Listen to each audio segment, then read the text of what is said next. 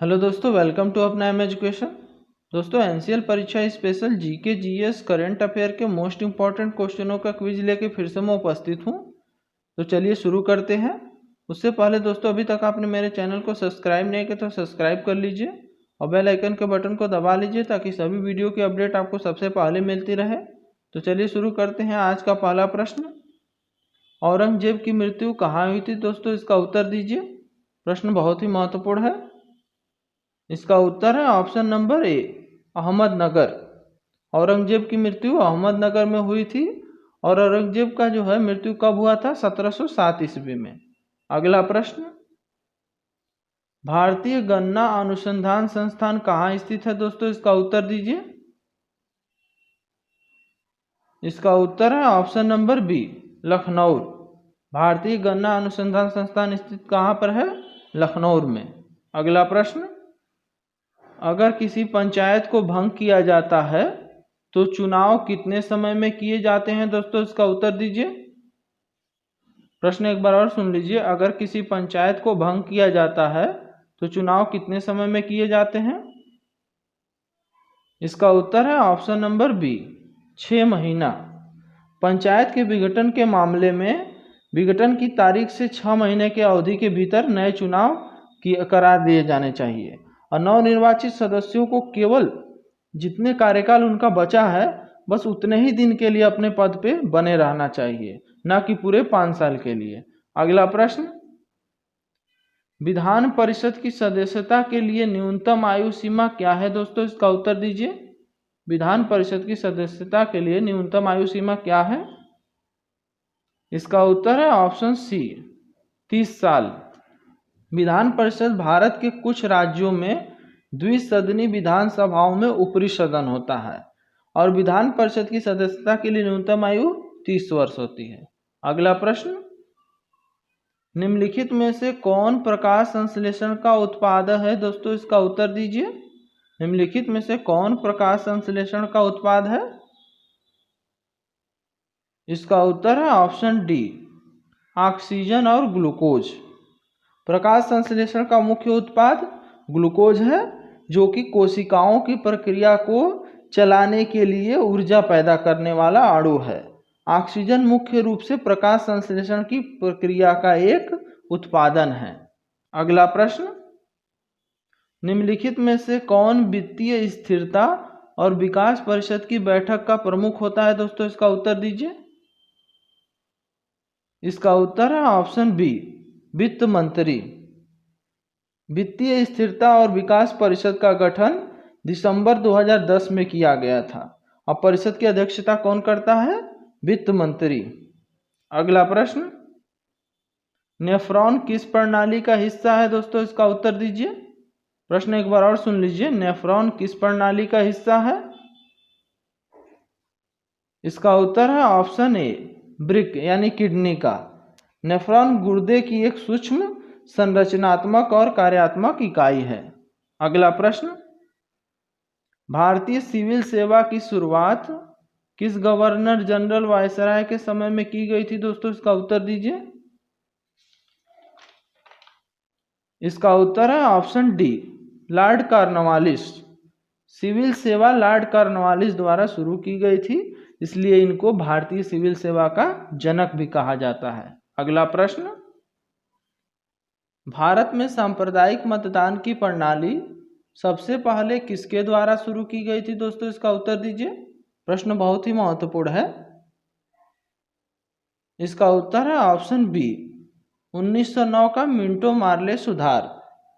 Indian counselling act 1909, जिसे आमतौर पर मार्ले मिंटो या मिंटो मार्ले सुधार के रूप में जाना जाता है, यह यूनाइटेड किंगडम की संसद का एक अधिनियम था जो ब्रिटिश भारत के शासन में भारतीयों की भागीदारी में सीमित बढ़ोतरी के लिए लाया गया था। अगला प्रश्न, निम्नलिखित में से कौन सा संस्थान क्यूएस वर्ल्ड यूनिवर्सिटी रैंकिंग 2020 में भारत का सर्वश्रेष्ठ संस्थान बन गया है? दोस्तों, इसका उत्तर दीजिए। प्रश्न बहुत ही महत्वपूर्ण है। इसका उत्तर है ऑप्शन ए, आईआईटी बॉम्बे। अगला प्रश्न, क्राइम मल्टी एजेंसी सेंटर किस संगठन से जुड़ा है दोस्तों? इसका उत्तर दीजिए। इसका उत्तर है ऑप्शन डी, राष्ट्रीय अपराध रिकॉर्ड ब्यूरो। राष्ट्रीय अपराध रिकॉर्ड ब्यूरो के केंद्रीय गृह राज्य मंत्री श्री नित्यानंद राय ने राष्ट्रीय अपराध रिकॉर्ड ब्यूरो के 35वें स्थापना दिवस पर क्राइम मल्टी एजेंसी सेंटर का शुभारंभ किया था। अगला प्रश्न, भारतीय संविधान में समवर्ती सूची को किस देश के संविधान से लिया गया है दोस्तों? इसका उत्तर दीजिए।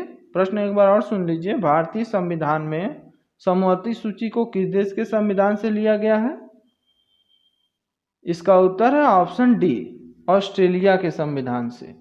समवर्ती सूची की संकल्पना अनुच्छेद 108 यानी दोनों सदनों की संयुक्त बैठक, व्यापार एवं वाणिज्य की स्वतंत्रता के प्रावधान ऑस्ट्रेलिया के संविधान से लिए गए हैं। अगला प्रश्न, निम्नलिखित में से कौन ब्रिक्स का सदस्य नहीं है दोस्तों? इसका उत्तर दीजिए। इसका उत्तर है ऑप्शन डी, बांग्लादेश। बांग्लादेश जो है ब्रिक्स का सदस्य नहीं है। ब्रिक्स के सदस्य देश कौन कौन से हैं दोस्तों? ब्राजील, रूस, भारत, चीन, दक्षिण अफ्रीका। यह एक आर्थिक राजनीतिक क्षेत्रीय सहकारी संगठन है। अगला प्रश्न, मलक्का जल डमरू मध्य किन दो देशों के बीच स्थित है दोस्तों? इसका उत्तर दीजिए। इसका उत्तर है ऑप्शन ए, इंडोनेशिया और मलेशिया। मलक्का जल संधि मलय प्रायद्वीप और इंडोनेशिया द्वीप सुमात्रा के बीच पानी का एक संकीर्ण विस्तार है। अगला प्रश्न, जब ग्रेनाइट चट्टानें रूपांतरित होती हैं तो यह क्या बनती हैं दोस्तों? इसका उत्तर दीजिए। इसका उत्तर है ऑप्शन बी, नीस।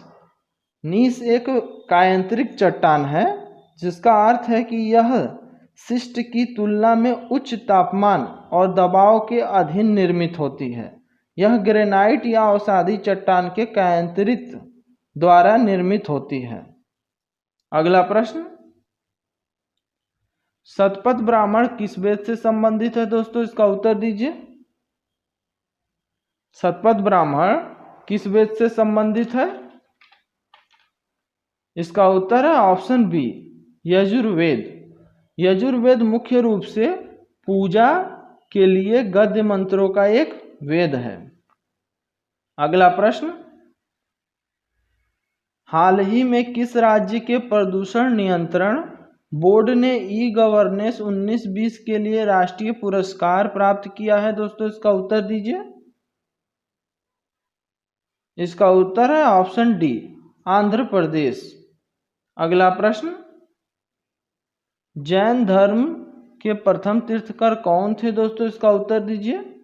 प्रश्न एक बार और सुन लीजिए। जैन धर्म के प्रथम तीर्थकर कौन थे? इसका उत्तर है ऑप्शन डी, ऋषभनाथ। जो ऋषभदेव थे ये जैन धर्म के पहले तीर्थकर थे और इनका जन्म अयोध्या में इक्ष्वाकु वंश में हुआ था। अगला प्रश्न, चीन में उष्णकटिबंधीय चक्रवात को किस नाम से जाना जाता है दोस्तों? इसका उत्तर दीजिए। प्रश्न एक बार और सुन लीजिए। चीन में उष्णकटिबंधीय चक्रवात को किस नाम से जाना जाता है? इसका उत्तर है ऑप्शन ए, टाइफून।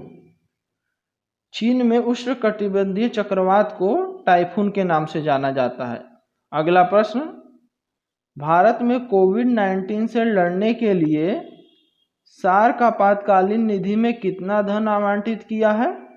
भारत ने कोविड-19 से लड़ने के लिए सार्क आपातकालीन निधि में कितना धन आवंटित किया है? इसका उत्तर है ऑप्शन बी, 1 मिलियन।